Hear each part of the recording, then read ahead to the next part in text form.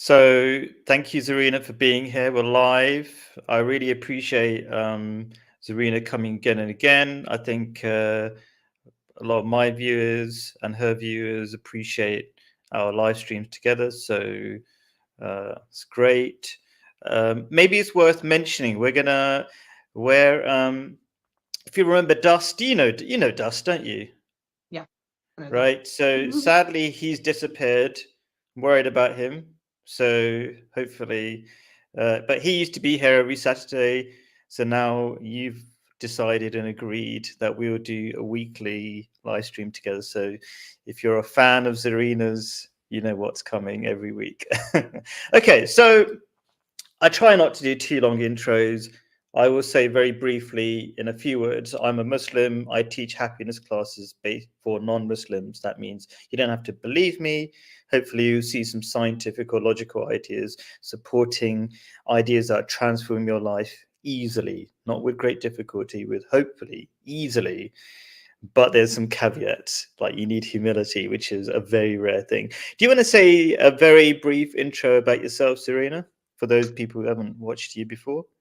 Hello, everyone. I'm Zarina Macha. I'm a prophet, and I am here on behalf of the goddess Mother Bastet to help usher humanity out of the darkness and into a golden age. And I'm also an author and musician and poet, and a regular at Speaker's Corner, where I discuss the problems with family.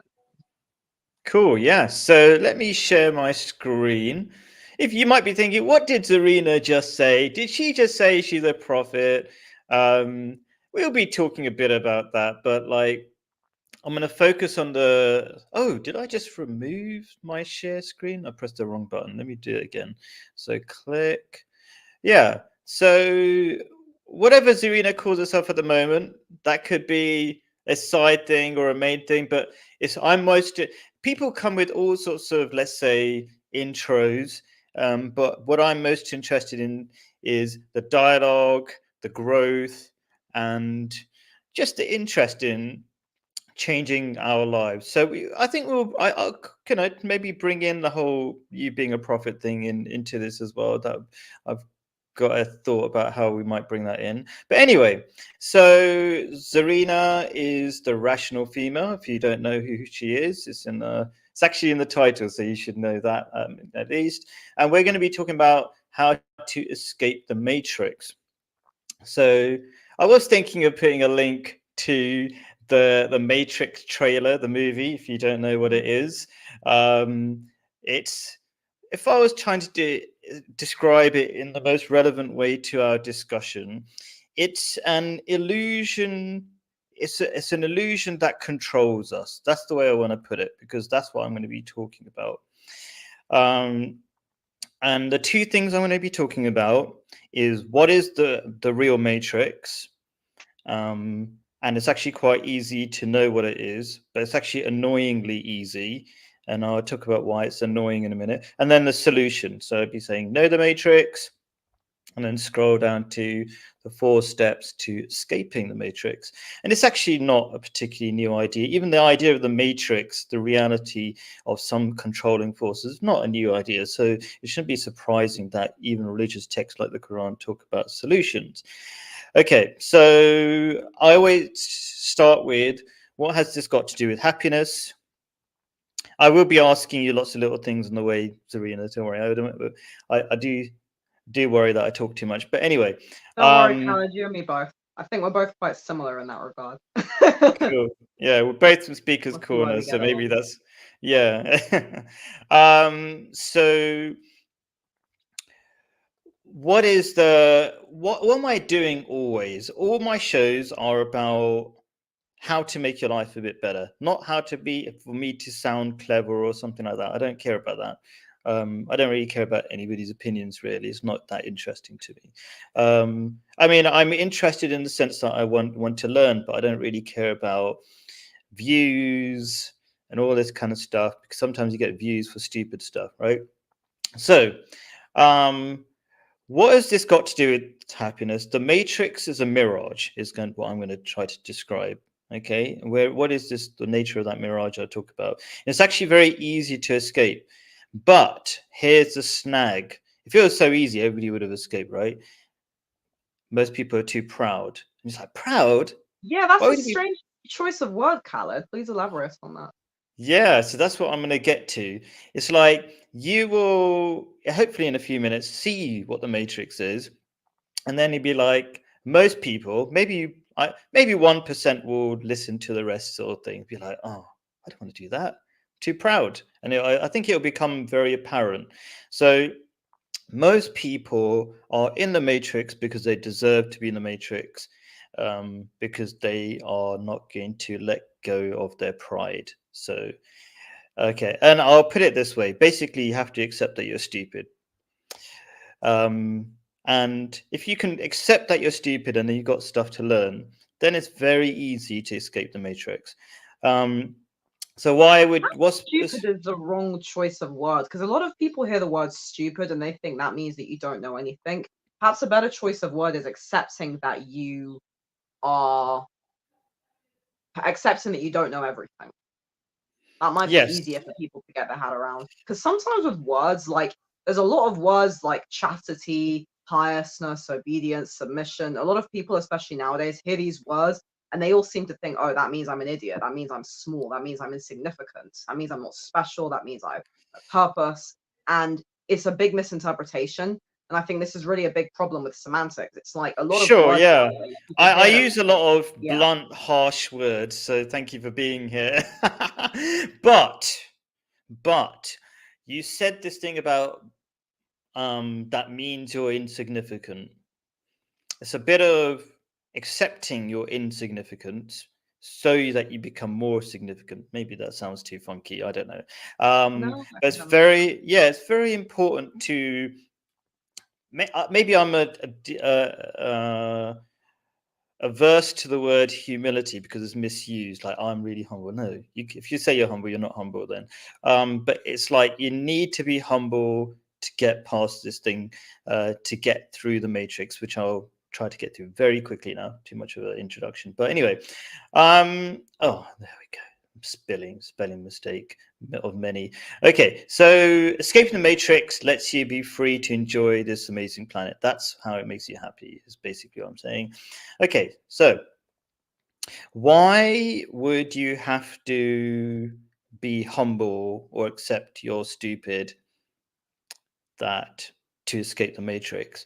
Well, see, if you're told like Andrew Tate has told us, I like Andrew Tate, he's got a lot of insights, but this is his mistake that he's actually learning at the moment. That's very interesting. He thought if you have enough money, you can escape the matrix. He said you need 100 million or something. I can't remember what number he gave. If you got Bugatti and you got all these different things, and you can be safe. And I live in Romania, he said, because this is where I'm safe. And then he learned the lesson. There's no money that can make you safe. But the lesson he's learning is the lesson I'm going to come to. Piers Morgan asked him, how are you surviving? You don't have any money. Everything's been taken away. Everything he used to say to show off through, or not necessarily show off, but like, this is, I've made it. Like he used to, his famous phrase is, what color is your Bugatti? Do you know the phrase, the thing, right? Be like, and now he's got no Bugatti, right? People don't know Bugatti's a really expensive car. And so the reality is escaping the matrix is not how much money you have. In fact, half the world has already escaped it. Okay, you might say they have, okay, but it's the richer half that are not escaped it. And the reason is the matrix is in your mind. It's a mirage that you create that you keep chasing forever. So, and I'm gonna, so to prove that, I will read this verse of the Quran in a minute. But just to kind of to keep people listening so they know there's some evidence, right? People in poorer countries have less depression, okay? And they're more religious. There's something going on there, is what I'm going to point out in a minute. So, why people think you need X amount of money to be free? And I find that people, as they become richer, even in these poor countries where they're richer, they're less free. they turn to alcohol and stuff like that when they have loads of money because they depend more on the money. And I'm going to talk about that illusion in a second. But here we go. Here's a verse of the Quran. As I've said before, the Quran is like poetry. I'll read this and then I'll say, what do you think? Because then I'll stop talking. That gives me an excuse to a pause point, let's say. Okay. And to those who disbelieve, and even the word disbelieve means many things. Basically, people who hide from the guidance of God, like they actively hide from the guidance of God. It's not just an insult word. Their deeds are like a mirage. So you might say, why not just say illusion? Because the mirage is a very specific kind of illusion. Have I talked about this verse before? Because I use this verse a lot in my live streams. Have Yeah, I mentioned it? it looks familiar. Familiar. Yeah. So their deeds are like a mirage in the desert. The thirsty one thinks it to be water until when he comes up to it, he finds it to be nothing. That's the special thing about a mirage is that it's not any old illusion. It's an illusion that's always in the distance. You chase it. When you finally got it, call it the iPhone, call it the posh car, whatever you thought would make you finally happy. When you finally get it, you realize it to be nothing, of no significance. You can think back to when you were young or something. You thought if you had a list of things that you thought would make you happy, if you think about it, most people have got those things and they're still not happy. So, and he finds Allah near him. So the illusion is broken or shattered at that moment in time. But it's not long before you pick up another illusion. You say, oh, but also there's a price to be paid. Every time that illusion is shattered, you know you wasted that much of your life chasing that pointless dream, that unnecessary dream. Okay. And Allah is swift at reckoning. So that's actually a kindness of God. Allah is just the name of the one true God, the perfect being that created us all. It's an ancient name for God amongst different religions, at least the Abrahamic religions. Anyway, so yeah, so there's God's kindness to keep showing you when you're messing up rather than waiting till the next life when you get the full report, as it were. Anyway, just initial thoughts, please. What do you think? Disagree if you So like. Go on. the way I see it regarding the Matrix, I completely agree that yes, the Matrix can really be summed up by saying reality is an illusion. And I myself truly saw outside the Matrix on September 27th. It was probably one of the most terrifying experiences that I've had all year. The But fact just that to I was clarify, it's not reality that's an illusion, because there are lots of poor people who are living in reality, enjoying the world. It's a reality you've concocted in your mind that makes your life a misery, and it's that mirage what that I'm I'm talking about. referring to is something slightly different. What I'm basically actually referring to is the fact that this physical world is not all that there is, and that well, you are correct in the sense that everyone has an image of what the world is. And it's like, this is going to sound quite terrifying to a lot of people, but right now I'm sitting here in my bedroom with Kala doing a live stream. How do I know that the whole world is not just right here happening in my bedroom? Like, I have no idea what's going on What outside do you right mean the whole world is happening in your bedroom? Oh, you mean there this is maybe? my entire perception right now is framed around what I'm doing right now. This is the only place I am. So how do Okay, I sure. know? Like, for So example, if I go for a walk, I go to the shops, how do I sure. know that the shops are actually there? And have you Have noticed as well how a lot of shops tend hmm. to come and then they tend to just disappear? It's like, they tend to just move on. Like you have a shop So there, my problem with something. my problem with that is that I want to explain things that people can verify in their lives easily with statistics. So you can have all sorts of ideas. For example, you could say we're living in a computer game. Could probably disprove that, but that's kind of what you're saying is some sort of simulation, right? Well, the whole Uh, idea of reality is a simulation. I mean, I think you almost alluded to this as well, Plato's allegory of the cave, about how everyone's living in a cave and then you go outside and you see the sun. And this idea of, I mean, metaphysics, perception, simulation, this is a really big part of philosophy. And this is something which people have always talked about at the end of the day, like what is the true nature of reality? And it's interesting. I just want to bring this up as well because a lot of really, really poor countries are the places where people are the most religious. And my dad once said to me that When people have nothing, that's when they truly find God. And you're absolutely right. A lot of people think that having material things and the material world is what's going to make you happy. My one issue, which I hear a lot of really leftist people say, is, oh, you shouldn't care about money, you don't need money. I would like to respectfully say no. Actually, having a lot of money is a good thing. It's good to aspire to be wealthy. It's good to aspire to have abundance, but you need money and you need God. And that's really where I would say it comes down to, you need the material and you need the spiritual. Because if you only have material things but no spirituality, no God, then yes, you might have of the whole world. And let's please not I know you're not doing this, but let's not reprimand Mr. Tate for wanting to have a lot of nice things and nice cars that he has worked really, really hard for. Let's not reprimand the man for that. So Tate is Everyone not that deserves to important. have. Well, Sure. it is important actually, because a lot of Yeah. people do, especially if you brought up in poverty. I think a lot of people, even J.K. Rowling, kind of get shamed for, like, if they came from nothing and suddenly they want to be really wealthy. People really like to shame them. This is a really sad So thing. I don't want to shame hate. people. No, you're not doing it, Khaled. Yeah, A lot of people do it. There's a big hatred right now on capitalism, sure. the desire to acquire abundance. So what I'd like to say is that it's important to have a lot of money and have material things, but it's also important to love God. And I don't see why we cannot have both. I don't see why we cannot have the spiritual, the metaphysical with the physical. I don't see why they can't both harmonize together well. Cool. So I'm going to touch on some of the things, but what I want to say to people. Can you hear me, Khaled? Oh yes, I can hear you. My voice is quiet. Unless no. Oh no, no, it's very good from my side.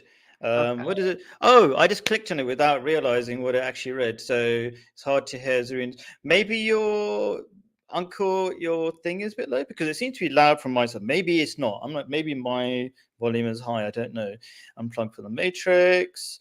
Without the Matrix, Andrew Tate would not be able to sell his pimping course. He's not a My Nana said Khaled is looking handsome. Thank you, Nana. Any more comments? Good morning. Good morning to you too. You talking to me? Yep, he's talking to you too. Fair history, extremism. Interesting. Okay, so what I want to get across is for the viewers to really understand this.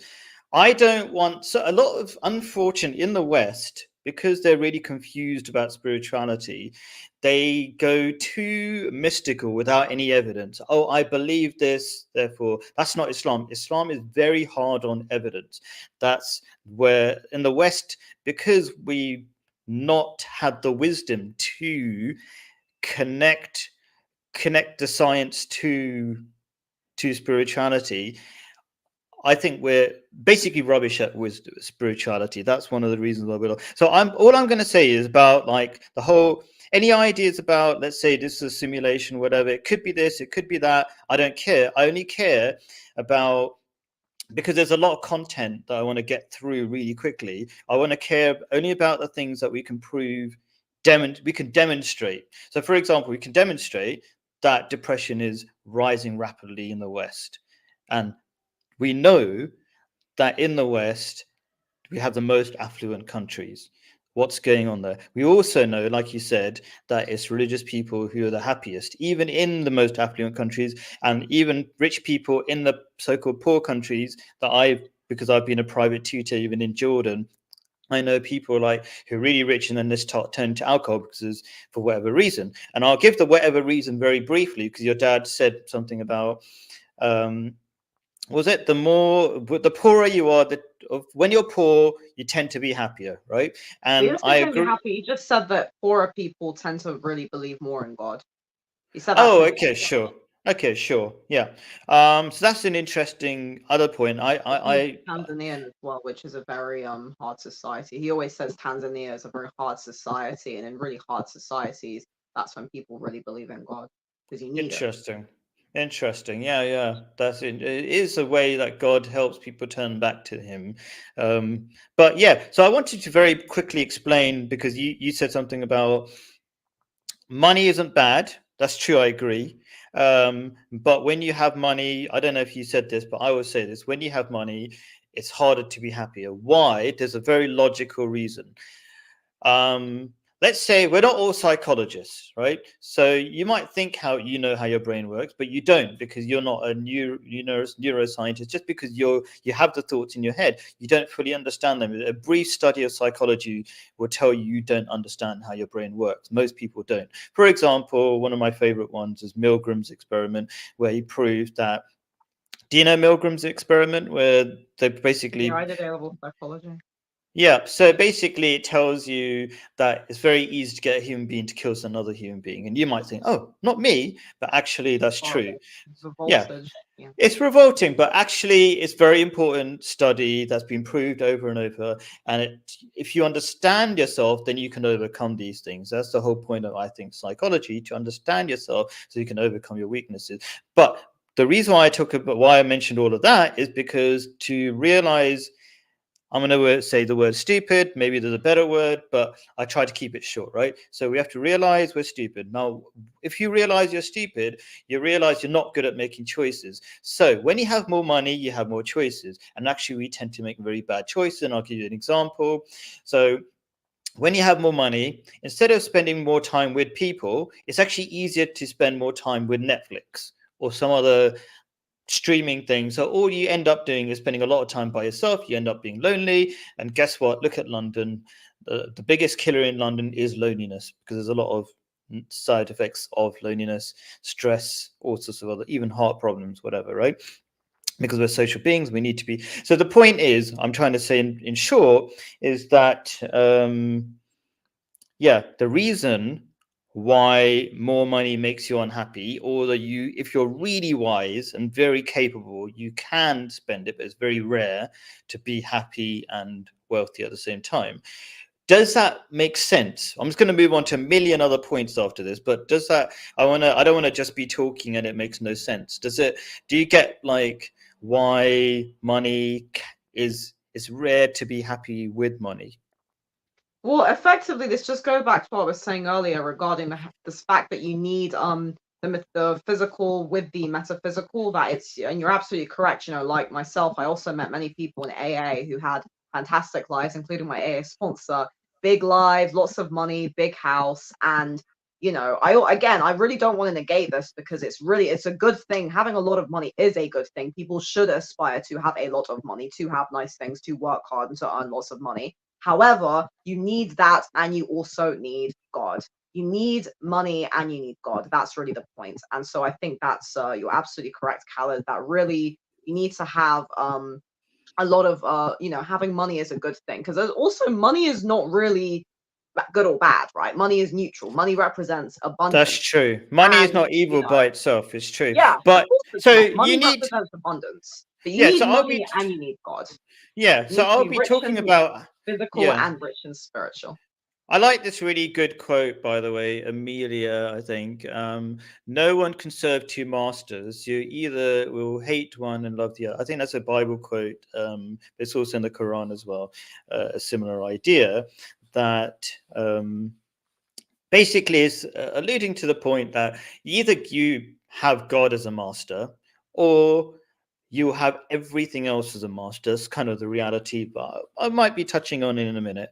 Well, God created money as well, because also a lot of people, it's very easy to people almost use poverty to justify slavery, don't they? Because if people say, "Oh, money is the root of all evil," what they're actually doing is they're almost justifying peasantry, because it's very So easy then to no, have I'm not. people into I'm not. Yeah. peasantry. So I'm You're trying to not give. doing this, Khaled, Yeah. but a lot of Yeah. people do this. If people say things like money is the root of all evil, what they're actually doing is they're justifying poverty. They're trying to say, "Oh, you should be poor," and that's how people almost misinterpret these things, by trying to justify poverty. And what I'm trying to say is, no, be rich in your love and faith in God, and be rich in the physical material sense. Sure. I'll give a, a an interesting, different version of that. But yeah, I agree that just you shouldn't hate on money itself. Has a function. Let's just say that much for now.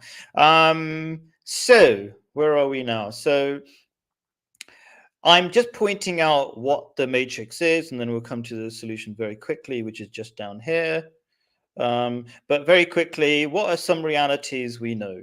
That people who are God-centered, as he i.e., that God is the center of their lives, they seem to be less worried and things like that. So, and but at the same time, I have a lot of conversations with people who consider themselves religious and therefore think they believe in God, but their actions belie that. They will say, "Oh my God, I'm so stressed because of, um, I have to keep earning so much money and I don't feel successful and all this kind of stuff." These are all signs that you don't really believe in God. Now, that sounds harsh, but it's good to have reality. Why does it mean that you don't believe in God? Because if you're truly religious, you realize that God is the one who gives you money, indirectly or whatever.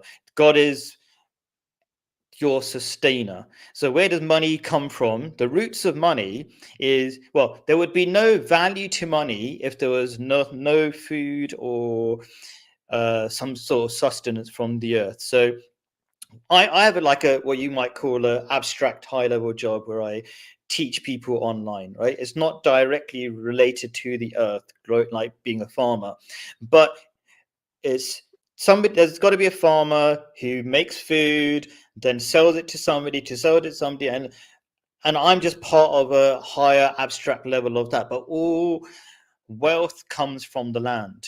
That's in short. Okay, so what I mean to say is the one of the things that are going to set you free, which I'll point at the process by which you can do that, is to have God awareness. And the reality is, it's not just a claim. This is statistically what happens. If you get to a religious person, they're just a lot more relaxed. They've got a God awareness and they can see, and I'll talk about how they can see that God is maintaining the world and they're just part of that system.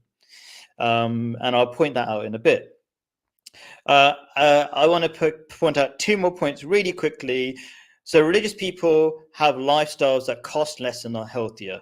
And I'll point out one thing. I put a lot of videos that help people realize these spiritual ideas are based on very strong realities studied by psychologists. For example, something called the blue zones. Have you ever heard blue zones to do with centennials? So people who live the longest, so studies have been done. This is called a TED Talk. Do you know TED Talks? I'm just a big fan of TED Talks. Yeah. So TED Talks are talks done by experts, like groundbreaking experts, not the boring type. Yeah. And they come up with interesting topics are all around the world. One is blue zones. Blue zones are basically areas of the world where you have the most people who are over 100 years old. Okay. So Italy, Japan, a couple of other places, right? And one of them, one of the qualities of the people who live the longest are they live in, for example, multi-generational households. This is a very religious thing to do, okay? To respect your parents, live with your parents, take care of them, and stuff like that, right? So religious people have lifestyles that cost less because if you live in a multi-generational household, I live in a multi-generational household, people over here live in huge mansions, and it's actually cheaper to live in huge mansions than have lots of separate flats. Like I went to somebody's house where they've got 16 families. Okay. It looks like the house looks like a hotel, right? And they build it up slowly, right? So it costs a lot less when you live together. You buy the food together. You don't go out for takeaways because it's easier to work together to cook food at home and stuff like that. Lots of many other traditional things that save a ton of money and are healthier, makes you live longer. So what I'm saying is the first point was God realization gives you a mindset that makes you happier and freer and less scared of the world. And then God realization or religious people have lifestyles that makes them freer and happier. And then people might be saying, well, the matrix is not just the stuff where you're oppressed by economic situations. What about like the Palestinian situation where you've got America supporting Israel and, obliterating the Palestinians and all these terrible things happening in the world? What about that matrix? Okay. And this might be really shocking because you're fed certain ideas, but actually there are people who live very peacefully in Israel. So I am part of a group called the Ahmadi Muslims. We have very good relationships we live peacefully in Israel with rabbis, and there's loads of videos that I've done in other talks about demonstrating that. Maybe I'll link it here, I can't remember. Okay, with rabbis, politicians in Israel, we've got fantastic relationships with them. And there are lots of good Jews as well, by the way, there, right? So we get fed certain ideas about how the world is, and it's all terrible, and there's no way out of it. My short point here is, if you have inner peace, you'll have outer peace. Like, if you're a miserable person, you can't even have a relationship with your girlfriend, boyfriend, husband, wife, whatever. You won't last. Religious people do last in those relationships. You need to have inner peace. When you don't have inner peace, you're just angry. You're always looking for something. You're always thinking the grass is greener on the other side. All that kind of stuff is very self-destructive. You need inner peace first. And that comes from God-centeredness, which you could probably see. People who are not probably. It's just that I don't give millions of references for everything I say, but there's a fantastic video that I always reference for. I'll just say it now. If you search Big Think, evolutionary benefits of religion, okay, an atheist psychologist basically telling you that there's endless evidence that if you're religious, believe in God, you're going to have massive amounts of inner peace. And he hates it. He finds it annoying because he's an atheist, and he says that in the video. So loads more evidence I could always give. I've talked a lot. What do you think, at least, about if you have inner peace, you'll have more outer peace in terms of all the Absolutely, I oppressive? completely agree. And that is really where where you find God. It's really when you find peace, because when you sort of just sit back and accept everything as like effectively God's creation, and that the whole, reality, the true nature of reality is the essence of God, it's the total sum of oneness. When you sort of sit back and you allow that to be, and it's like, this is something which they always used to talk about in AA. It's so funny because I feel like everything I learned in Alcoholics Anonymous, I've really started to finally see properly this year. And I really hope that a lot more people see I that. love I don't know the 13 steps, but I've seen movies Well, based on. Have you seen the movie? I'm always trying to keep people on track, but there's an absolute brilliant movie based on the 13 steps, the 12 called steps, okay. He Won't Get That Far by Foot. It sounds like a ridiculous title. I haven't heard of it, but yeah, the 12 steps are basically, AA was based on Christianity. And it really is, those kind of what I would call universal godly principles: acceptance, submission, letting go. And it feels like everything that I learned there is now really, really kind of circled back around now this time. And this is really why, as you say, why religion, or why spirituality, if you want a better word, is so important. Because when you have that, you are fully at peace, and then you don't get so worried or confused about the world. You don't really start to get frightened of things. It's like when you believe in God, when you believe and you have something to connect to. Like for me, for example, when I pray to my goddess, which I do every day, or usually multiple times a day, I have a statue of her on my thing, and I usually kiss the statue. I do that usually a few times a day. That gives me a lot of peace, because it's that assurance that something bigger than me is listening to me. And people, used to pray to their ancestors as well. Like, it's always that whole thing of remembering that something greater than you is listening to you and looking after you, and that whole feeling of, I'm being taken care of. Because, the world, life is very, very Sure. hard. This is a very, very strange and scary place. And you're Sure. correct, Khaled. It's like, Yeah. when you don't have religion or spirituality to kind of explain the world, the world does start to become quite scary. And I think atheism is a very, very frightening and very quite dark, actually, philosophy. Because I think, the time when I was the most depressed in my life was when I was very, very atheistic. I'm And going it's not really to get you to fault. pause, because you made so many good points that I want to respond to them really briefly, and so I can go back on. So you started off with AA, or Alcoholics Anonymous, 12 steps or 13 steps? 12 steps. 12 steps, right? It's based on Christianity. So great. That's what I often But tell real Christianity, not real Christianity, right? Not the Christianity where you don't have to do anything and you just be forgiven just for being Christian, right? Which is actually the opposite of what Jesus taught. Jesus said, follow rules and then you'll get to heaven, right?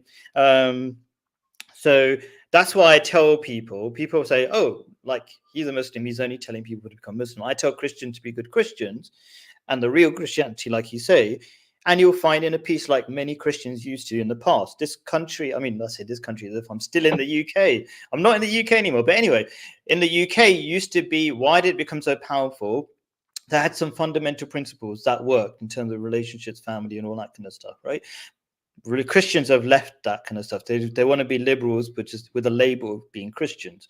Okay, that doesn't work. So that's great. All the fundamental principles of all the religions, because I, as a Muslim, I have to believe in all the religions. Like Jesus is mentioned in the Quran more than Prophet Muhammad, by the way, right? There's a whole chapter on Mary, Jesus' mum, right? So there's a in Islam, you have to believe in all the other religions, the original teachings of them, not one that since they've been corrupted.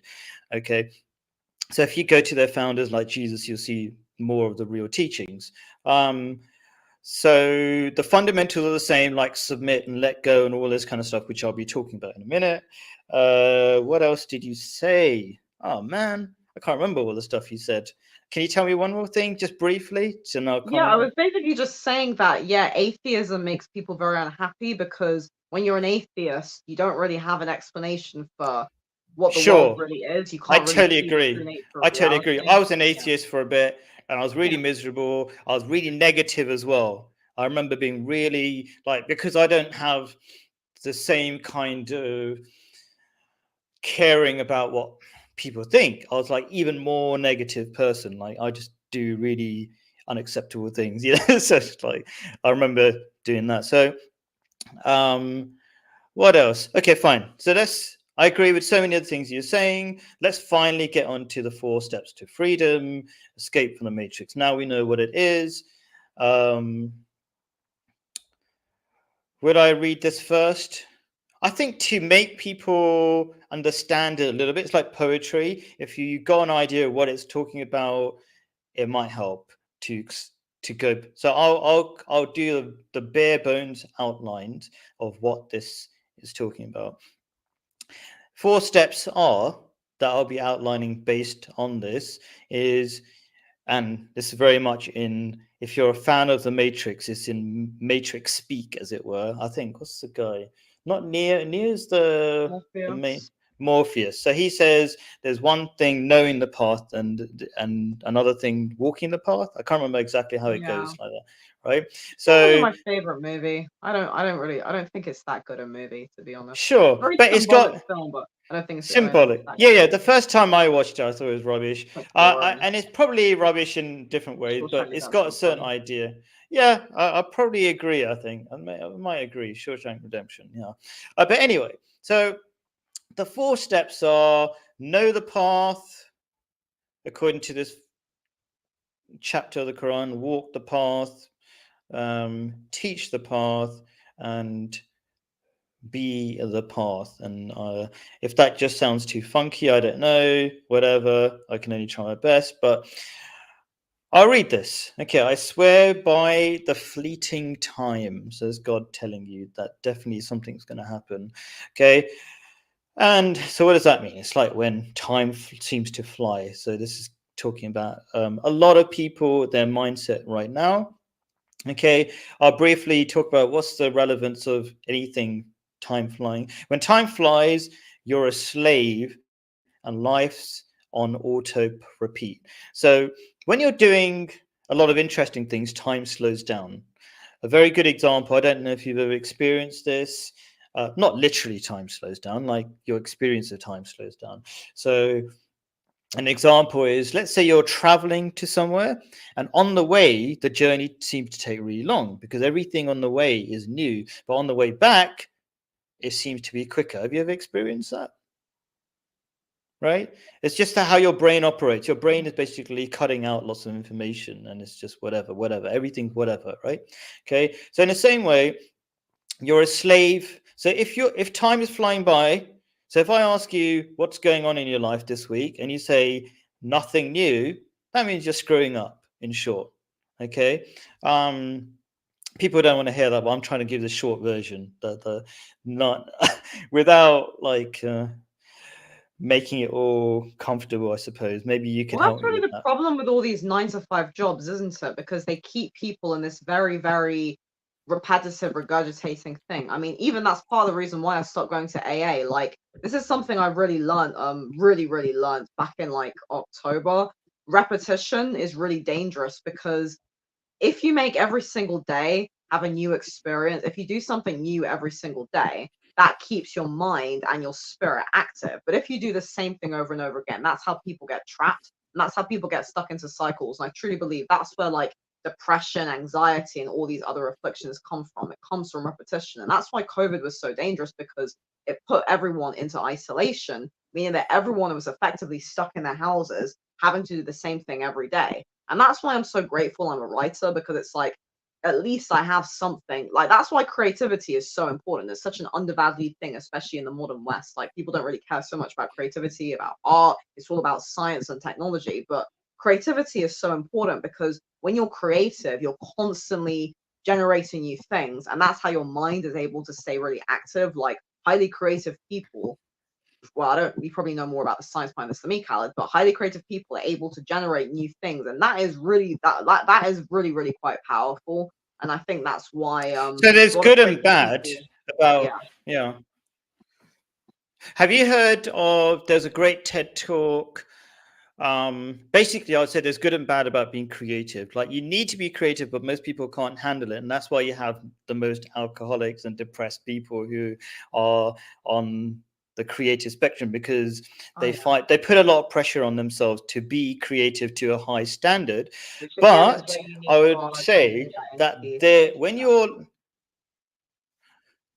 there is, that's right. So there's a, do you know the movie and book Eat, Pray, Love Of course, by yeah. Elizabeth Great book, Gilbert, yeah. I think it is. Can't remember her name.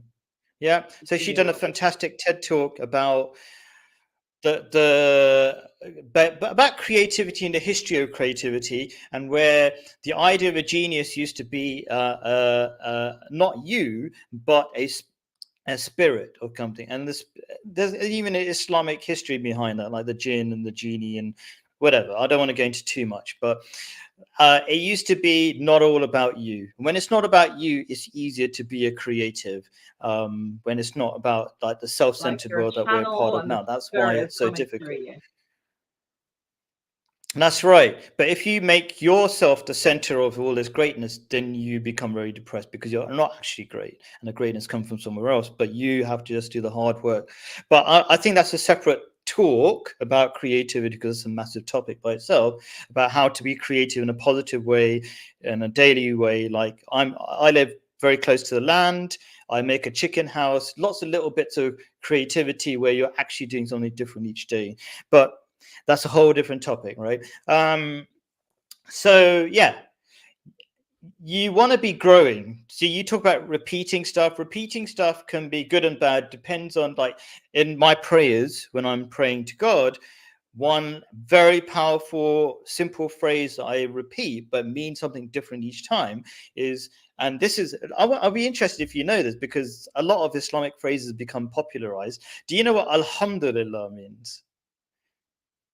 No, never heard of it? That's all right. If you don't No, I immediately, know the word, but yeah, what does it actually mean? it means all praise or all thanks belongs to God, right? Okay. The Alhamdulillah. value of that is, every time you say it, if you say it and you think about what it means, you go, oh, I'm really grateful for another thing. And it comes, surfaces from you ignore all the fantastic things you're lucky for, and it keeps surfacing. So repeating that can be really healthy. But if you're just repeating, like a lot of Muslims might, just some words, then that's not healthy. So there's a lot of details.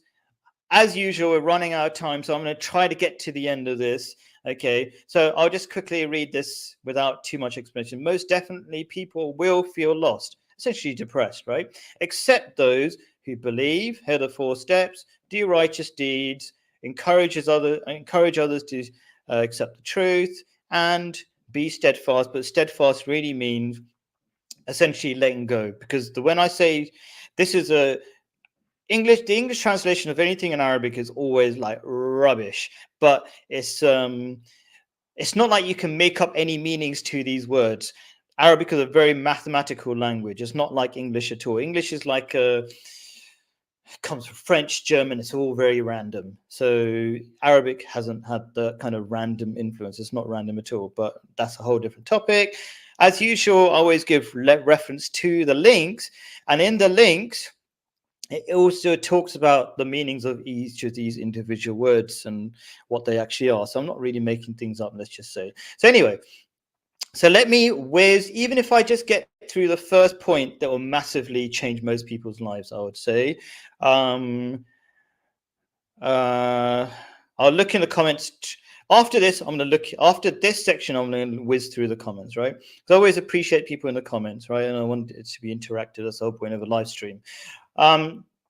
So knowing the path. Knowing the path means, or believing if we're referencing this, okay, means knowing the general solution. So you have to learn something in the first place. Like, what are the solutions to the world's problems? Like, okay, very briefly, like, do you know amongst the Abrahamic faiths, one way of stopping wars, like a very practical way, and it's not just being nice, stopping interest.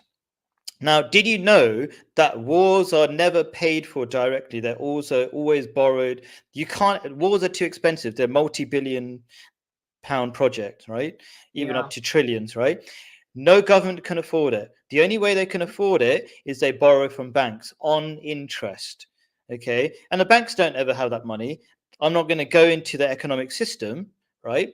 But all the Abrahamic faiths are against a thing called usury or interest-based lending. So you need to know. I don't want to go into that too much. Is that only the Abrahamic faiths that are against that, or are all the faiths that they're no? I think it's special for the Abrahamic faiths, and the reason for that, let's say there's an evolution of the religious ideas. So when you're a cave, God taught people when they were cave people, but when they were cave people, there was no such thing as token money. You only had to share you would swap your carrots for meat and stuff like that. It's for more advanced societies. When God saw societies had become advanced, they were taught more advanced teaching. So you won't have that, as far as I know, in Hinduism, which is a much older religion, for example, right? Or Buddhism. Buddhism doesn't have an economic system. The Abrahamic faith, and especially Islam, is very detailed systems of how to live individually, happy, all this, lots of very, very, very detailed systems to make yourself be happy, right? So the number one stage is to know something about how to be happy, but that's just an academic level. But what is, if I said to you, like the Quran is saying, you got to believe. What first comes? I'm interested. What first comes to your mind? Probably not believe in the interest system, interest lending system, right? That's some weird, complex idea. What would be the initial idea? Sarah, because you say all this, and yeah, I have to obviously bring up the very obvious point that the countries where the most war seems to be happening right now is in the Middle East, and these are the countries which are governed by the Abrahamic faiths. And I think maybe you and I have a slightly different perspective on the Abrahamic faiths, because as you know, I have a great deal of respect for Ahmadiyya Islam, which you would probably say is the revival of Islam. It's a very, very, very good sect of Islam, but unfortunately, there are other sects of Islam, as just like with Catholicism as well, where unfortunately, starting wars, conquering, pillaging, murdering people does seem to be a very big part of their faiths. And it is interesting how these parts of the world, especially if you look right now in Israel and Palestine, that's where you have, these are like this is the cradle of these religions. Why is it that this war is happening right now? Sure, I'll explain that very quickly. I can explain that in a few seconds. So the people who are borrowing on interest are the people in the West. They're the ones who are inflicting the wars on the rest of the world. That's the simple answer. Like, where is Israel getting its money from? From America, right? So, and where are they getting it? From the banks. They don't even have any money. They don't have enough money to even run their own services for poor people. There are too many poor people, too many homeless people in America, right? So it's all based on fake money, right? The American dollar says, "In God we trust." I think their god is gold, oil, and diamonds. Sure. So basically, it's not. So does that make sense? It's actually the Western countries that are inflicting all these wars on the rest of the world. You can see that is, you don't see Iraq going to America and attacking it. You don't see Iraq going to South America and trying to destroy their economies, which they are in Venezuela, and so many other crazy things. Like you see America going absolutely everywhere. You see Britain going absolutely everywhere, trying to wreck everything, right? I'm not anti-Britain, America. I give a lot more nuanced opinions than that, but this is like the 10-second answer to your thing. And it's all based on interest-based lending. Otherwise, it couldn't happen. So does that kind of explain it? Can you hear me? Yeah, Okay, yeah, cool. yeah. I was just making sure that we hadn't lost connection. Okay, cool. So I haven't even really come to the truth. So you have to. Okay, so here's some ideas. The biggest problem in the West is worry. You might say, really? Well, actually, let's go back to the reality. You've got the most affluent countries who are the most depressed. So it cannot be the number of things you have. Okay, I know a lot of people are very well off. They're worried that, in fact, even in my own family, people are becoming more worried as they become richer, right? Okay, now it sounds stupid, but actually, this is why I had to say you have to accept we're really stupid. The reasons why we imprison ourselves are really stupid if you look at them as they are without excuses. Okay, how do you overcome that? This is a bit of a journey, but there's an immediate step you can take. Okay, which is believers in God don't worry because why? First of all, you have to accept that what have I written? Believe in God, so you don't have to be God. Okay, Because when yes. you believe in God, you effectively believe that, yes, everything is part of creation. So ultimately, God is going to take care of you. And Sure, that's the everything, second yeah. point I'm going to make. But there's something even more ridiculous that we are slaves to. And people won't Ego. like this. Yeah, the ego. And what do I mean by that? We want to be important. And the reason why we don't realize that we want to be important is because we keep looking at other people. We look at politicians and say, oh, those stupid, evil politicians. And they don't realize this is the hard thing to accept. We are just like those politicians. They just have more power and it's just more obvious. You know, power corrupts, right? So they're just more extreme version of us, but we don't want to accept that. It's actually a really healthy thing to realize that it's actually a good spiritual ability to find faults in other people, but don't. How do I correct this? How do I say this in a better way? When you find faults in other people, realize you have the same faults in yourself. Otherwise, it's a very self-destructive thing. If you only find faults in other people, you will have the victim mindset and you will just become worse and worse and you'll be miserable. You hate your life. But if you flip it and you go, I can see a fault in the other person, that fault is definitely in me in some way. How am I doing it? Okay. And I'll give you an example. There are lots of well-off people who are friends of mine, even people who are religious, right? But then I ask them, why are you working so hard? You already got this top job. And they'll say, I need something else. The simple answer is, if you ask somebody how much do they need, the answer is more. It's just the way the brain functions. They get to a Well, certain again, level there's and nothing wrong with aiming high. There's nothing wrong with no, aiming. there is. That's the Yeah. problem. There's nothing aiming high by itself, but mostly it's very harmful because of the way you aim high. The way the story you'll tell yourself is, I won't be happy until I achieve more. Now, if you that's the Western definition of success that we don't really put out there. It's like if you ask somebody, are you successful, they won't say yes. I'll tell you I'm successful every single day. There's a way of being successful every single day, and that's just achieving one good thing. It sounds, but that's a whole different topic about how to be successful every day, right? But in short, there is a massive problem in aiming high if it means your happiness depends on it. But if you aim for Yeah. something that is like an infinite journey which God wants you to go on, but you don't have to achieve it. Your only job is To go on the that journey. to go on the journey, but that journey is not any random journey, but to be of service. That will be the short version which I'm coming to, right? If you're of service every day and you live every day as if it's your last day, this is also another Islamic teaching, but paraphrase, then all your concern is, did I do something good today? You will feel successful, you will feel happy, and that's it. But if you feel you have to be this is the thing I'm trying to get to. If you believe in God, you realize you don't have to be God. You don't have to feel important. You don't have to be important in other people's eyes. And this is actually coming back to this great quote by somebody up here. Let me find it again. Somebody beginning with N. It's a biblical. Here we go. Okay. What happens is when you feel you need to be important, you immediately become a slave. Because how do you feel important? Only when somebody tells you you're important. You become a slave to everybody's opinions. I don't care about anybody's opinions. All I'm doing is being of service. If it gets 1 view or 100 views, that's your problem. Do you know what I mean? Everybody else's problem. If they learn from it, I've done my duty. That's it. Finished. I don't need to feel important. I'm just a service. Job done. I'm already happy. I've already succeeded. Whatever happens, even if the video gets deleted, I'm already successful because I did my bit. You heard, somebody else heard. Do you know what I mean?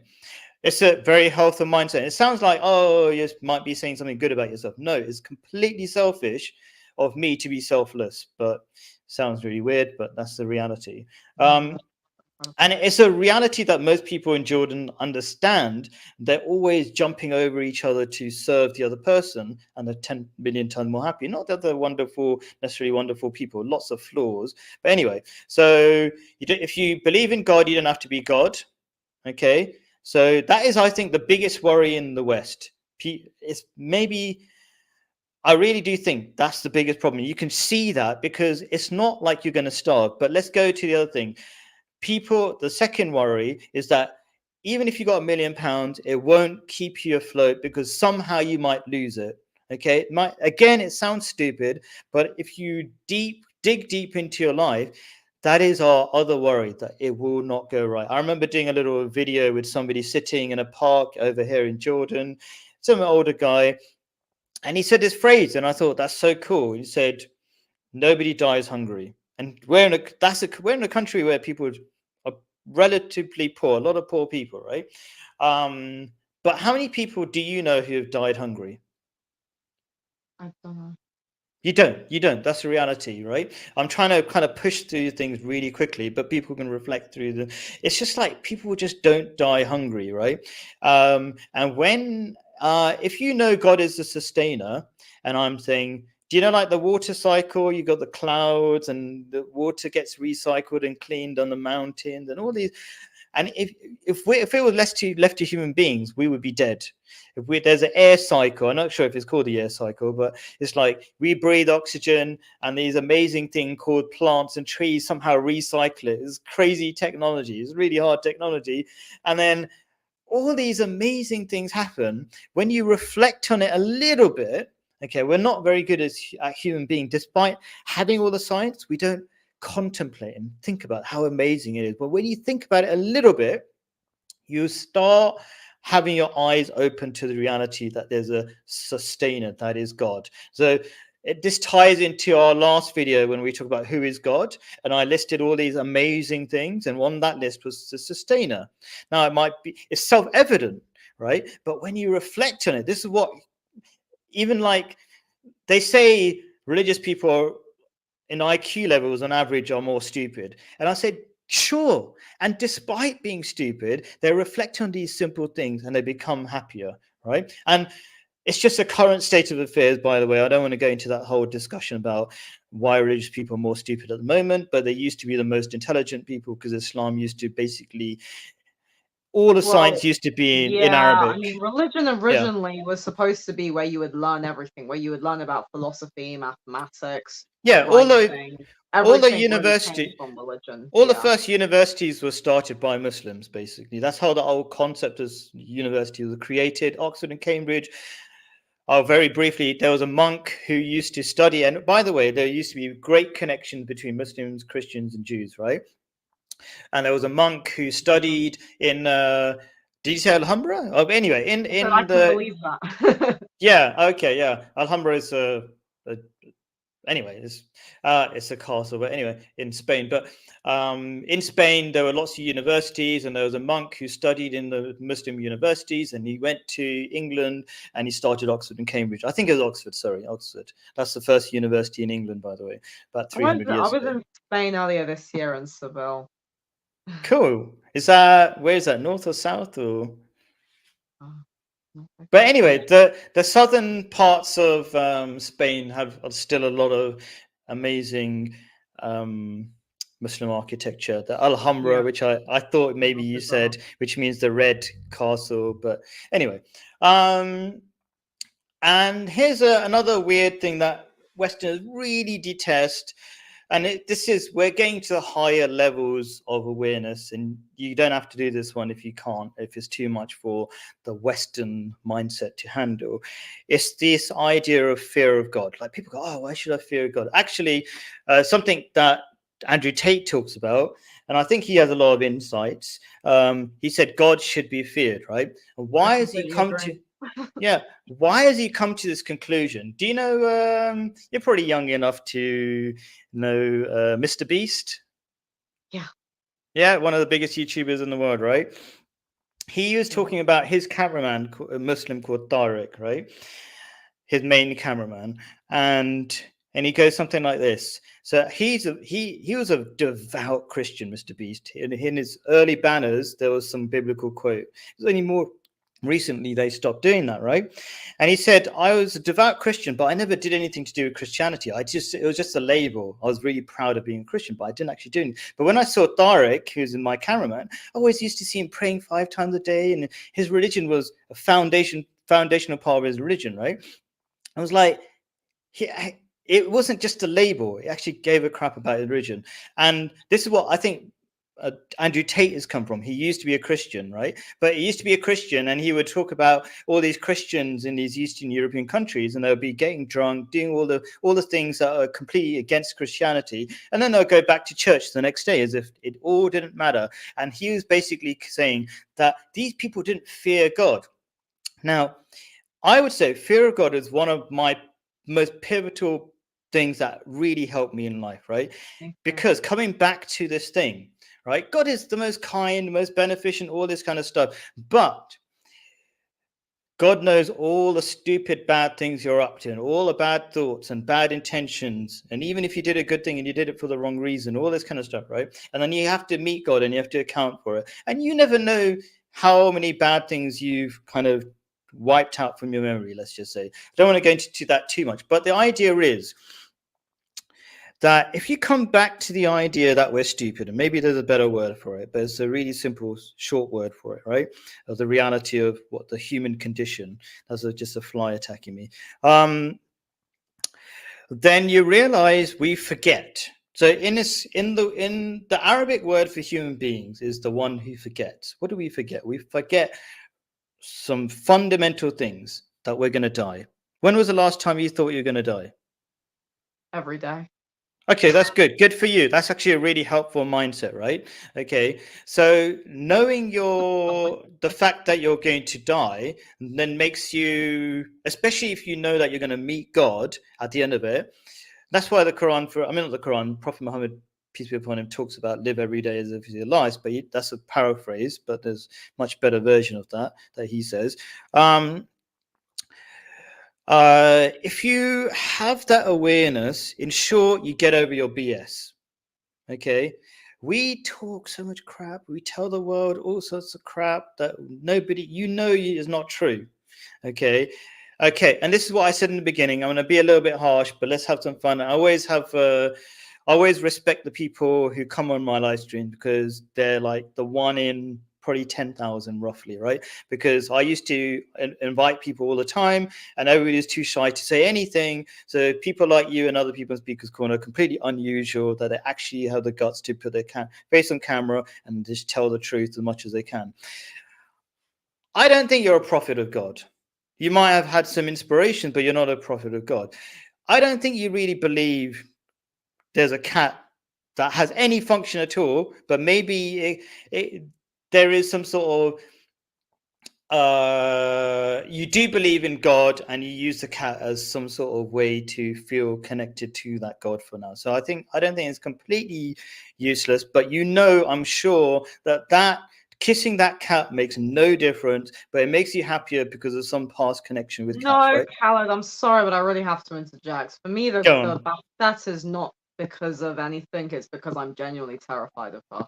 And this is something which I think, because I remember I didn't really understand the fear of God until, I'll say, October, when I had certain experiences.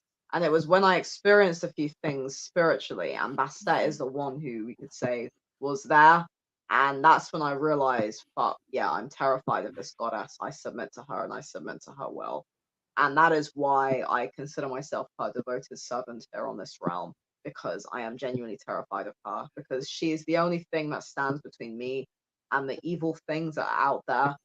Evil is a strange term. So We maybe put say, it this way, because I'm sorry that I always rush my guests, because I probably put too much content in all my shows anyway, right? But at the same time, I'm trying to.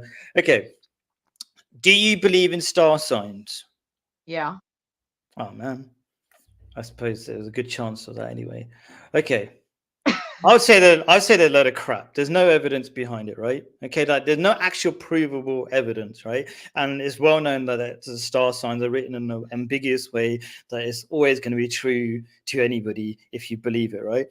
All I'm going to say, I mean, this argument's not going to work perfectly, but we know BS when we know BS. That there's no cat, no piece of wood that's can possibly be God. The only definition of God that makes any sense to any reasonable human being. Just let me say it, and you can disagree with me, right? Of course, we disagree on this thing, right? But we know the only definition of a God that makes sense. Like, let's say, if we had to have a quality, would be something that is omnipresent, all powerful, because it controls everything, and it I mean, cannot be I've never limited to disputed that, cannot be Khaled, but sorry, yeah, sorry. but cannot be limited to a physical thing or a create. It definitely cannot be a created thing, because then it's not God by definition. Or is it? Do you know what I mean? Yeah, I've never disputed that, Khaled. I've always said, as I said on the last stream, God is the total essence of reality, and my goddess is not God. However, regarding goddesses, the amount of proof that there is for goddesses is ridiculous. I mean, I even have a book, Give me an one entire piece of book on evidence, because I goddesses. asked you last time and I didn't get any proof. So give me a Well, brief if you just idea. just look at all, I mean, in pre Islamic societies, for example, they used to worship goddesses. In India, they worship goddesses. In many cultures across the world, they But it doesn't worship make it true. So goddesses. what happens is, even in our just before Islam, there were 360 idols in the now very famous place in the Kaaba. Do you know the Black Well, Rock there you where go. Muslims go to in Mecca? Yeah, Yeah, people that have had always 300. worshipped like Right, deities. but that's a degeneration that happened. It's like society's degenerating right now. We have all That sorts makes of sense non-physical idols. because Okay, fine. deities were there before the Abrahamic religions. Deities actually No, existed they in were ancient. there. Okay, so if you remember, we were talking with your uncle the other day about who is God, right?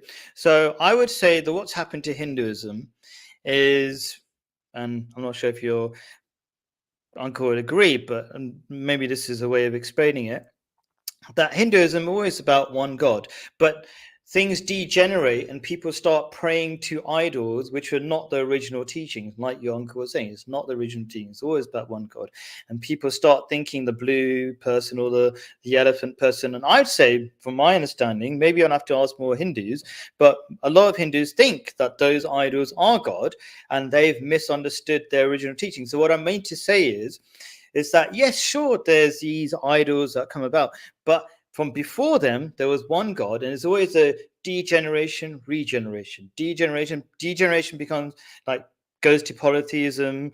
That doesn't make sense. Maybe I'm over explaining it. The simple Well, thing you're not. is, I mean, I've yeah, said, Khaled, I've said this as well when I did a yeah, live stream with Teo. There is only one God. I mean, I never okay, disputed that. but But kissing a the cat won't deities help are you. not.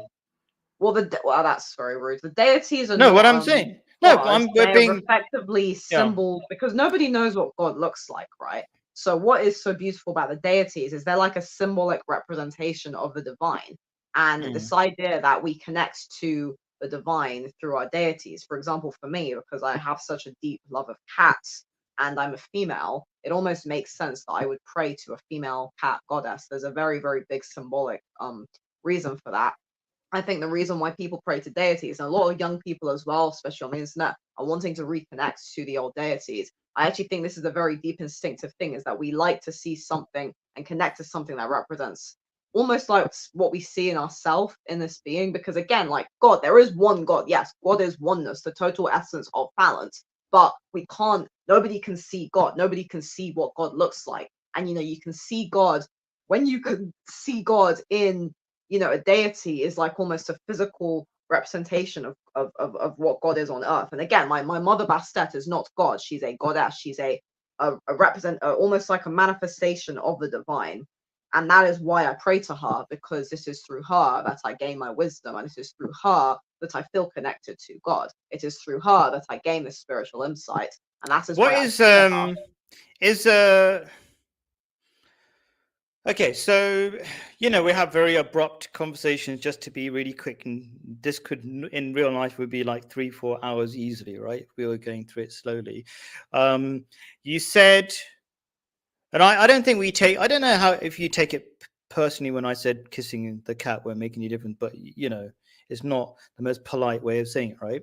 But it's not intended to be rude necessarily. But what I'm trying to say is, if you're logically, not just I had this experience and I feel, but logically explaining, it would seem odd that you're kissing somebody made in a factory, and you think that connects you to a higher intelligence when you know that thing that you kissed doesn't actually have a brain in itself or intelligence in Really, itself. because if it's all parts, again, if God is the total essence of reality and the total essence of intelligence, the deities, the way I understand this anyway, are the representation of the divine.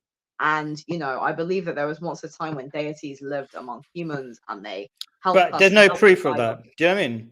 So there's no proof. Okay, so I don't want to go into the discussion we had the other day, which was about divine, who is God. But there was a reason why I purposely tried to. I'm trying to not go into too many sidetracks. I will. Actually, I won't. So there was a reason why I took. All I say is there was a reason why. Wait a minute, Because of Cal, didn't you say earlier on the biggest quote was believe? Isn't that the no, most not important believe in thing? random stuff. Believe in things that make sense. Well, So this makes you sense have to to. me. Sure. Okay. So okay, so let's leave it at that, because one of my things is I never try to convince people. I just put an idea out there, and maybe over time when we contemplate, who knows what will happen, right? But I want to get to the end. We've gone way over. I appreciate you giving your time. We've gone way over, and I want to get to the end of it. So I'll very briefly touch on these things. So there's know the path, which means finding out actual solutions to problems, and the fundamental of believing is knowing the reality of God. And what is the reality of God? It does all these different things that we talked about. Now, the next one is walk the path, do good, experience the path. So there's an intellectual level of knowing something, and then there's practically knowing something. So when you start doing things like be generous, so that's essentially the heart of being good. You're doing something, you're giving from yourself, right? When you're generous, you're sacrificing. Now, sacrifice is actually freedom. Why is it freedom? Because and this is not just any old good, like I kind of mentioned, there are very specific versions of being good that are hard to develop by yourself because our human intelligence is very limited. That's why we have a book like the Quran, which have been proven to give teachings that are the truth, like this idea of interest loan systems and all this kind of very complex ideas, right? So what I'll say very quickly is God tells you to do stuff that is good for you because God doesn't actually need anything from you. Why would God, the all-powerful, need anything from you? That's one of the major misunderstandings in the West. So when you do that thing, which feels like a sacrifice, you've actually let go of something stupid, which is actually controlling you. It's a false need. For example, the average person feels the need to spend their lives, hours and hours, years and years, saving up money to buy an expensive car. You don't need the expensive car. The reason why you buy the expensive car is so that you feel loved by another random stranger. That's really dumb because you don't actually feel loved that way. So my point is, when you're generous, and again, this is but based on Islamic teaching, but I'm not referencing everything because it takes too long. Then when you generosity is a kind of sacrifice, which is actually freedom. So this, and then when you do that, what happens is not only are you released from your false needs, but actually you really start enjoying life more. You go, wow, I let go of this stupid need, and what do I do instead? To buy the to so instead of buying the expensive car, all you do is you buy coffee for somebody, maybe 1,000 coffees, right? That will make you far happier. And then you go, wow, I had this theory in my mind that generosity is a good thing and it made sense. But now I'm doing it, I'm experiencing it. There's different levels of I mean, in order to be belief. generous, you need to have money. Sure. So what I'm saying is what I stated in the beginning. How do you escape the matrix? When first of all, you have to some fundamental ideas of how to live your life better. But one of those is that religious people don't need to have the need to spend things on pointless things. They just spend things on their family and just be generous to their societies as part of religion, and they feel happier. So that money comes from not wasting it on stupid stuff, which in the West we do all the time, which I've kind of given lots of examples of, right? We buy stuff you don't need because to impress people you don't care about. There's a phrase that goes like that, right? So you become more free is a short version, and you feel it as well. It's kind of the experienced phase of the academic idea of believing, right? Experience, enjoying, giving. Yeah. Oh, maybe I've said it in the second bullet point. So you actually experience the joy of giving, and then that helps you escape consumerism, because consumerism is not just buying stuff to survive, but keep buying stuff because you miss something in your life. And actually, you can't just say don't do something. You need an alternative. And then when you see the alternative, you go, oh, I'm much happier. I'm not addicted to this thing that I don't need. That's a crutch that you depended on, and you can't. It's like a real crutch. You can't just suddenly say, "Get off that crutch, start walking." What you need is an alternative. You need stronger legs, for example, right? The stronger legs, or the alternative, is enjoying an alternative way by giving to people. So you don't become a prisoner of want. Does that make any sense?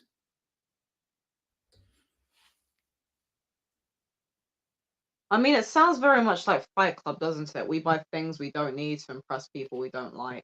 Is that from Fight Club? Okay, I've heard it different Yeah. places. I Yeah. was just thinking actually about it's interesting how I'm sitting here in this physical form, and yet I'm looking into a camera and I can see myself on a screen. And yesterday I was in the Tate Britain, and I was thinking a lot about screens, about all these screens that are all around us, and how it's almost like people are kind of living through screens now. Yeah, no, it's interesting. So, I mean, that's a whole interesting topic in itself. Like technology has its good and bad, and it's just like money, it's got its good and bad. And technology has been a curse for people in the West because they don't know how to use it properly, and Yeah, I think they've made again, it. money and technology are both neutral. Neither money Yeah. nor technology are good or bad. I mean, most things as well, like good and bad, are really strange concepts. I don't think most things are good or bad. I think it's really what you use it for, and also the effect it has on you. Agreed. And so I will skip this thing because I kind of said it before about, let's say you serve your family, it will come back to you very quickly and you end up saving loads of money. But anyway, teach. So the third part is when you start teaching, it's only then you actually know something. Like you might think you know something. It's like Einstein said, you don't really know something until you can explain it to a 6-year-old. So there's kind of like the first level of you try to learn a few ideas, but actually you don't really know them. But you vaguely know them, and that's good. It's better than knowing nothing. Then, when you start experiencing the reality of some of those things, you know it to a deeper level. But truly, to know it is you have to teach it. And so, to teach, you must learn. That's one idea. Good teachers are always invisible to themselves. So, like when I'm teaching you, I'm not really concerned about how I look or whatever. I'm concerned about the student always. So that's part of one is confidence, but if I was giving you the big picture of what this whole process is about, it's about letting go. And the more you let go towards a sort of death, the more you actually become free. There's one more quote on this teaching thing, which I kind of jumped to this bit, but I want to carry on with the teaching thing. Good teachers are always students. So you should be a lifelong learner. Like I'm always like, oh, I could have said that better. I need to, like, for every show, I'm like doing a ton of research, right? Even though I know the topic before, it's like, oh, I could have, there's this other thing I never talked about before. Like when I met this exact same thing I explained to Claire, that was the first time we met in Speaker's Corner, for example. So I've done this talk before, but each time I do it is slightly different. Anyway, and finally, just to get it over and just to complete the 4 steps, to have at least explain them a little bit, do check out the description for the document for kind of a summary, basically this document. You need, I think the proper word was steadfast, not patience, but anyway, but it's a very similar word. To be the path. To be the path means, to use the words of Prophet Muhammad in some ways, he said, all my followers are like the stars in a night sky. They will, if you follow any one of them, they will guide you. Like if they really practice the teachings of Islam, you would get something from following their lives, right? So to become that, there's a sense of like there's kind of, you know, something, then you practice it and people start seeing into you, then you start teaching it, then you start understanding, and slowly become the example for people to follow. But it's not like an example, here I am, I'm very important, because the whole process of becoming a teacher is losing yourself, like losing your self-importance in the whole process, right? So in short, to become the path, the last step, and you have to do the last step to overcome the feeling of being lost and depressed and stuff like that. First of all, calm down. Doesn't sound like I'm calming down at all, because I'm talking a million miles an hour to get the content out. But if I use this as a joke, and maybe you appreciate, because you sound like a movie fan as well. Mr. Miyagi, do you know who that is? You're not old enough? It's Karate Kid. Karate. Oh, this one's from Star Wars, Yoda. So you know Yoda, right? Okay. So all these examples, you know Yoda, right? The green little guy. I have seen the Karate Kid as well. I just forgot the character name. I think they don't use Mr. Miyagi for the new version of Karate Kid. The original one they do, right? The point is, it's not exactly the best example, but good movies are based on some sort of reality, right? And wise teachers are calm. Let's just put it that way, right? It's just I kind of use those like, two. What's his face actually in Enter the Dragon when Bruce Lee's like, be like water. My dad loves Bruce Lee. Cool. There's some wisdom in that, even though, you know, he was an actor and all this kind of, I don't know. I don't want to go into Bruce Lee. I don't know the reality of him. But anyway, so yeah, he says some cool stuff, right? So just 2 ideas. Death of needs is freedom from wants. So hopefully that makes sense. Like don't be a slave to all your wants. I suppose it's the same thing from the Fight Club quote. Like you buy stuff you don't need to impress people you don't want. To impress people you don't care about, and so all that kind of stuff, right? These are all, so the whole process is slowly to get to a place where it seems like a death. It feels like a death. Every time you sacrifice, it's like, oh my God, how am I going to possibly live? And so this is the process to make that easier. I didn't say straight come to this last point, because this last phase is too hard in the beginning. But if you understand things intellectually, then you practice them slowly and you see the reality of them, it becomes easier and easier. And so the word for steadfastness, let me improve that. Okay, because they're very similar, so I sometimes in the word in Arabic is basically you don't have a difference between excitement for something and sadness for something. You're always calm in between. And the reason for that is because, just like I was saying about the videos, like I don't care if you've got 1 million views. Like some of my videos go 2,000 views, some of them go like 5 views. Well, not anymore, but they used to. It's like, whatever, done my job. Like you have to be really detached from the result. There's also a discussion about creativity. We can really harm ourselves when we're too attached to the output. You have to be attached, you have to be more connected to the process and why you're doing it. And then that makes things much more useful to yourself and other people. But anyway, that's a whole different sidetrack. Thank you for listening to me for an extra half an hour. I'll try to make things shorter, but as a teacher, I always like to have an idea that something was kind of gained, I hope. I mean, I think are you there said any a sort lot of of highlights? profoundly insightful things, Khaled. Yeah. You're great.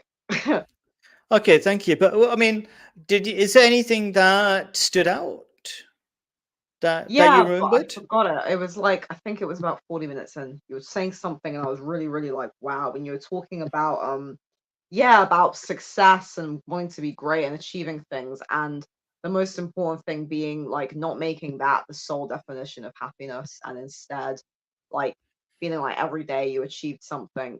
I think that's really, really useful advice, because I think a lot of really, really high achieving people, highly creative people do get subjugated. Like the more high achieving, the more successful, driven, all that you are, the harder it is to be happy. And it's like you really don't really know what happiness is. And sometimes it's like, a lot of people, they achieve their dreams, they achieve everything, and then they just become miserable. Like Stephen King had that problem.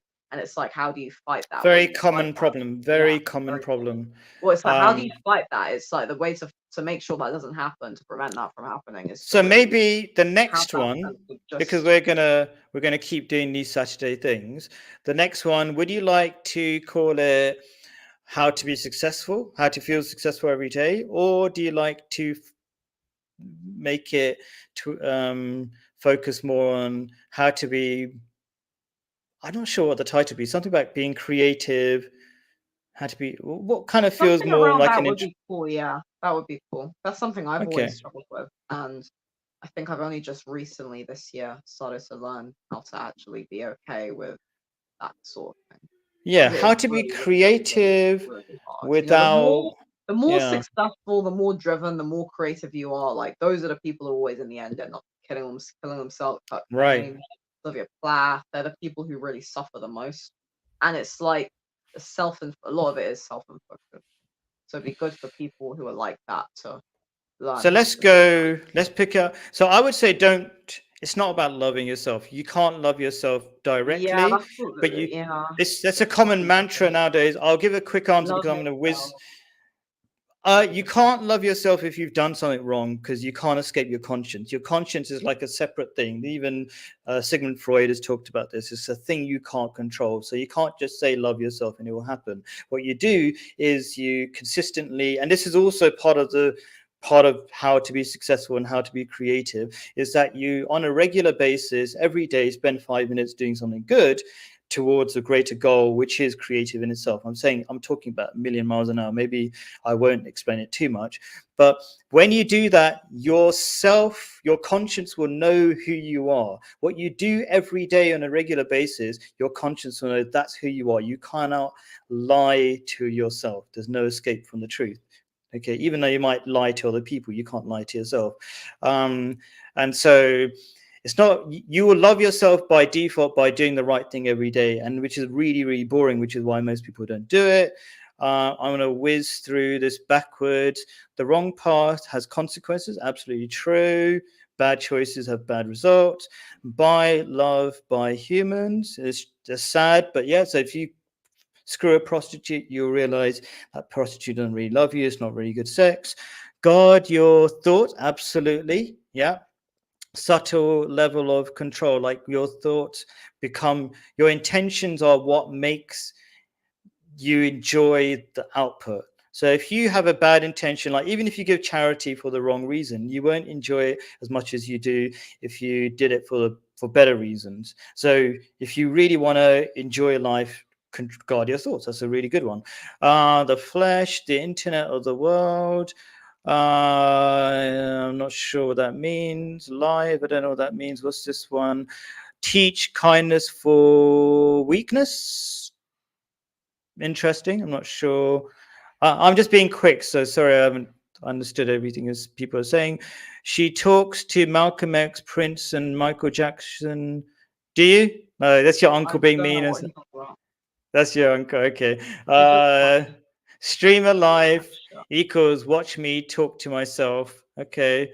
Hopefully somebody's benefited. I'm just not just talking to myself. I'm sure Serena Yeah. has Everyone talks got to something from themselves. it. Everyone talks to themselves. Okay. So maybe I'll skip that stuff. Maybe Pearl Davis is a real prophet. Okay. I've got a Um, funny sense of humor. yeah. Sounds like Something was nice. Sorry I didn't respond in time. Unpopular something to whatever was nice. Unpopular opinioned pariah. That's quite funny. Okay. So hi. When doing good, if there is a hot, beautiful girl and I and my friend both are attracted to her, should I just let him win? Or is it that I first take care of my needs and then help another? That's a great question. First of all, a hot, beautiful girl is not the way to choose somebody. You do need to meet your needs, not by picking some stranger off the street. Is a really terrible way. So you shouldn't be competing off somebody you just saw on the streets. I would talk about arranged marriages. Arranged marriages sounds really boring, but that's my short answer. When in arranged marriage, what happens is your families have thoughtfully picked somebody and you're processing carefully over a few weeks. Is this person the right person? It's not like somebody else won't. When you're going through an arranged marriage system, you don't have 10 people over one person at the same time. It's kind of like you're two people are locked into a discussion for a few weeks. So that would resolve that problem. It's like, oh, I saw this person first, all this kind of craziness doesn't help. Muddy waters, divergent. Maybe he was talking about this kind of thing about things being real or not. What was this? Oh man, I want coffee now. Because I've been drinking coffee, maybe. I don't know. Or maybe it was talking about when you buy coffee for others. By the way, the reason why I mentioned the coffee experiment, because there's an experiment that if you buy coffee for other people, you get more happy than buying it for yourself. It doesn't mean you don't buy anything for yourself, but coffee is it's not like a foundational need to keep you alive. It's kind of like a nice to have. Expensive car pays. Yeah, it can pay, by the way. Good examples. So sometimes you do need an expensive car if you get it for the right reasons, not to show off to other people. It can benefit you. Fine, that's good. Okay, like if it's a function, it has a very clear function. And I don't know. And cultural, I'll end it here. Cultural plagiarism of other religions. I don't know. Yeah, anyway, guys, thank you so much for being here. Sorry I didn't get through all the comments. Fantastic. Thank you. Thank you, Zarina, first of all. I really appreciate you. What you do, what everybody does who comes on camera, very, very few people can do. Because I've done it for 2 years when I struggled for anybody to come on screen. But since I came to Speakers Corner, it's a whole different, very interesting group of people. They might sound a bit crazy. Yeah, of course, there's some crazy extremists there as well, but I rate anybody who can come on camera and speak their mind and record it permanently. There's something very rare and special about that. So thank you very much for your time. Thank you, people in the chat. That's also exposing or, putting in concrete. I'm not going to go into it. Thank you guys for being in the live chat as well. And anybody who wants to ask questions in the comments afterwards, I do look through them and I try to respond to them. Thank you very much. Peace be upon you all. Have a great week. Bye.